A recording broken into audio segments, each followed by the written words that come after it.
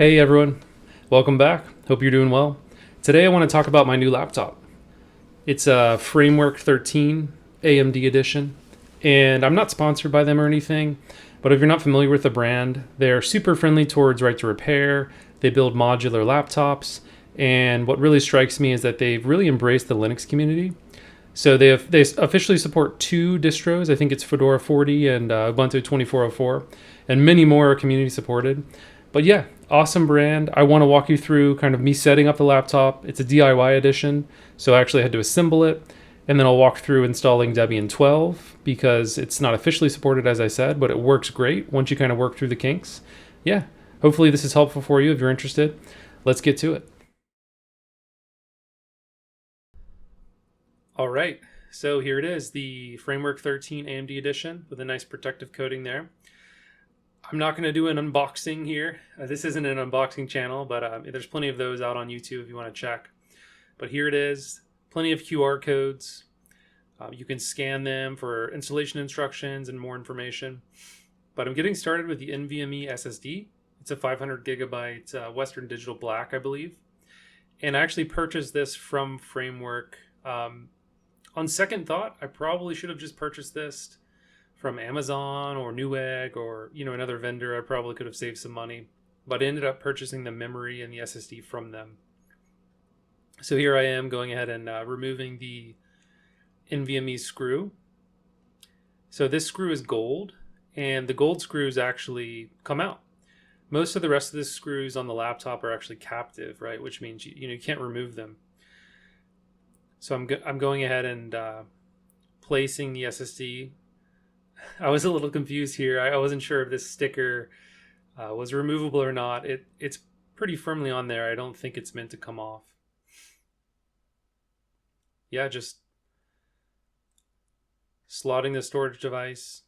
I'm pretty clumsy with stuff like this. I'm more of a software developer / software architect by trade, so a bit clumsy with my hands, but I managed to work my way through this without breaking anything.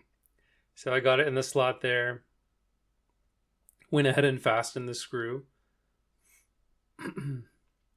So I'm just kind of slowly trying to improve the quality of my videos, audio, video, graphics. I'm more of a programmer, so just kind of learning everything as I go. So here's the memory, DDR5. And there are two slots. So this is really cool, actually. It's quite difficult to find in a modern laptop, but all of the Framework models do support modular memory, right? So I worked that in there. I only got one. It's 16 gigabytes. I didn't read closely enough. I thought that would be 2 sticks of 8 to run in dual channel, but oh well. Okay, so here, this is the input cover. So you can see all the electronics under there. And there's the keyboard and the trackpad. So really all you need to do to get this on is plug in this ribbon cable, as I'll show you here. It really sticks on very easily. Didn't give me too much trouble. And then yeah, you just kind of lower it on top, and it magnetizes and sticks in place, and just make sure it's seated nicely. But yeah, that was one of the easier parts. And you'll notice there's a missing piece in the front. So here's the bezel. And I had a heck of a time getting this on. Honestly, I cut most of it out, but I just wasn't sure how to approach it. So what I did is I actually just ended up lowering the laptop to like a near 180-degree angle, and that way it just kind of slipped on. You can see my work surface is covered in dog and cat hair, yeah. Hairy arm alert as well. You'll get quite a few of those during this video. But yeah, that just kind of clicks in. Pretty seamless. They sell a bunch of different colors. I just went with black because I'm using this as a work laptop and I need it to look relatively professional, right? All right, there we go. So that's in. Now I just need to tighten the screws on the bottom. So I think there's 5 total. And like I said, they're captive. So you just tighten them with this tool here that they included with the Framework. Just tighten those. I won't make you watch the whole thing, but you get the idea, right?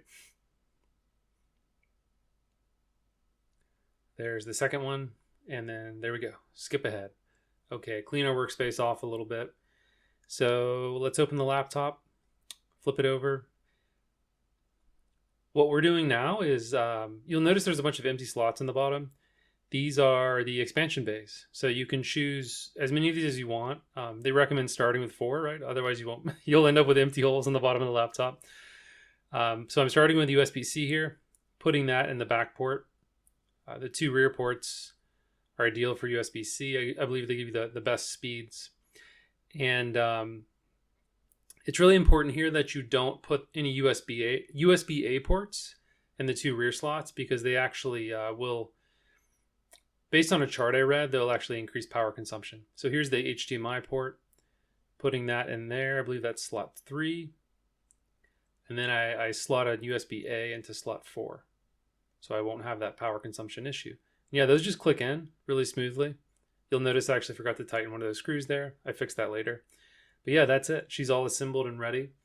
So what else would we install but Debian 12? So I ran through this. I won't make you suffer through it. I have a Debian 12 install video if you want to check that out. But yeah, so there are a few kinks with Debian 12 on Framework. But the cool thing is Debian actually has a page. They even have a specific entry for the AMD version of the Framework laptop. So yeah, as you can see here, the main issue is the graphics drivers. They need to be updated.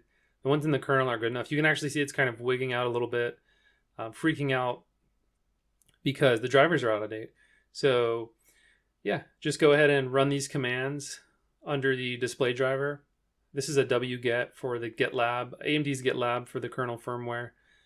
Got to change that terminal to dark mode, right? So I just ran that. We downloaded the zip. Next, we'll need to unzip that directory. So just run unzip amdgpu.zip. And then once that's done, just cd into that directory and run this command here, right? So that'll actually just copy all the files from that directory into our lib firmware AMD GPU directory.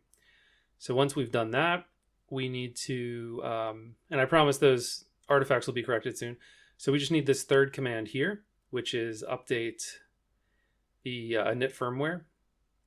We just need to run that command to force firmware update here.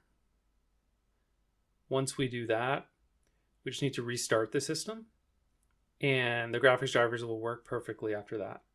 We won't have any of this. Actually, this artifacting didn't happen on the screen. It's more just a result of recording the video without the proper drivers being in place. So yeah, that took a little bit of time to run. And then I just rebooted. The second thing, really, this is the second and final thing. And this is more of a preference, but to get good palm rejection with the touchpad, we just need to add a configuration file. So what we'll need to do, and I did this one step at a time. I was doing this after midnight or close to midnight. I'm a new dad, so not much free time. So I went ahead and installed Micro because I like that better than Nano. And then I just need to create the lib input directory inside of the /etc or /etc directory. So we'll go ahead and make lib input, and then we'll cd into lib input. And that's where we'll actually create this config file. So we're going to use Micro to do that. Micro is nice. It's an easy text editor. So we'll create the file local-overrides.quirks in this directory. And we need to run that as sudo. Okay, so we'll grab this config string data here, pop it in, save the file, and go ahead and close it. And yeah, that should set us up for palm rejection. All right, that's it for today. Hope you enjoyed it. Thanks for watching, and please subscribe if you enjoy my content.